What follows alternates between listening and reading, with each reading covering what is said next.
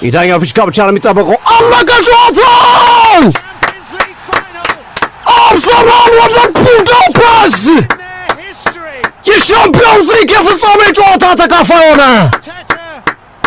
ሚካኤል አርቴታ ከዓመታት በኋላ አርሰናልን የሻምፒዮንስ ሊግ ፍጻሜ ያደረሱ። አምና ግማሽ ፍጻሜ ነበር የደረሱት። ዘንድሮ ለፍጻሜ የደረሱ አርሰናሎች የቡካዮ ሳካ ብቸኛ ጎል። ሳካ ከጉዳቱ የተመለሰ ሁለት ጨዋታ ፍራም ለአሲስትና ጎል፣ ዛሬ ጎል።